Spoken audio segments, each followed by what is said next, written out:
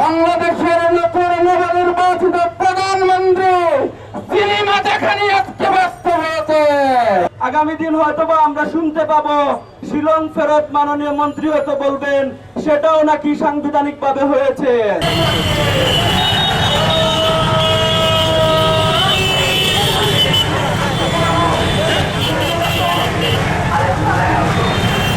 যদি জুলাই সনদ বাস্তবায়ন না করে, যদি আপনারা ফ্যামিলি কার্ড এবং সিনেমা দেখা নিয়ে ব্যস্ত থাকেন, বাংলাদেশের জনগণ আপনাদের প্রত্যেকটি স্বপ্নকে দুঃস্বপ্ন পরিণত করবে।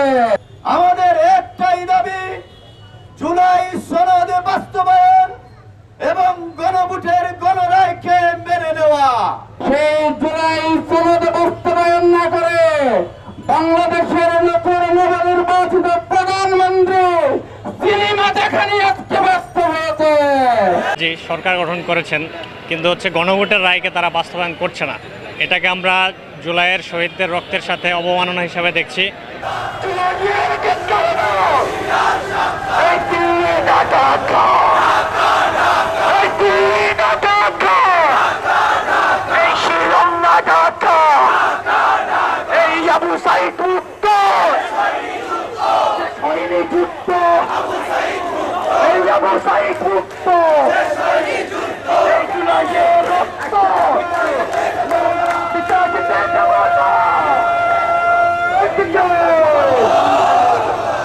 যে জনগণের রায়কে মেনে নেন, মেনে নিয়ে আপনারা এই জুলাই সনদ বাস্তবায়নের জন্য যে পদক্ষেপ গ্রহণ করা প্রয়োজন, দ্রুত সময়ের মধ্যে পদক্ষেপ গ্রহণ করেন।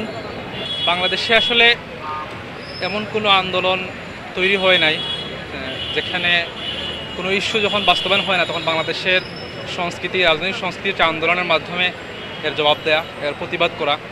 তো আমরা দেখেছি বিগত ফ্যাসিস্ট সরকার শেখ হাসিনা যেভাবে 15.5 বছর বাংলাদেশের মানুষের উপর চেপে বসেছিল, এই জগদ্দল পাথরকেও আমরা ছাত্র জনতা আন্দোলন করে নামিয়েছি।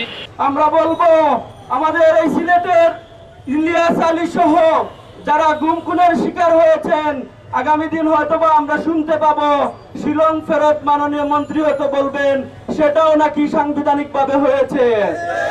আমরা বলবো শিলং থেকে এমনি এমনি আসা যায় নাই, সংবিধানের কোন রুলসে আপনি আসেন নাই। আপনি এখন সংবিধানের দোহাই দিয়ে জুলাই সনদকে যদি প্রত্যাখ্যান করেন, তাহলে আপনারা জেনে রাখেন আপনাদের যে স্বপ্ন, হাসিনা প্রো হওয়ার যে স্বপ্ন, তা আগামী প্রজন্ম, আগামী জেনারেশন আলফা তা দুমড়ে মুছড়ে দেবে ইনশাআল্লাহ। তা স্বপ্ন আপনাদের বাস্তবায়ন হবে না ইনশাআল্লাহ।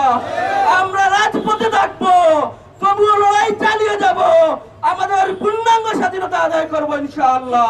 যদি প্রয়োজন বোধ হয় সামনেও কোনো আন্দোলনের, ছাত্র শিবির আগের সময়ের তুলনায় এবার আন্দোলন করবে ইনশাআল্লাহ।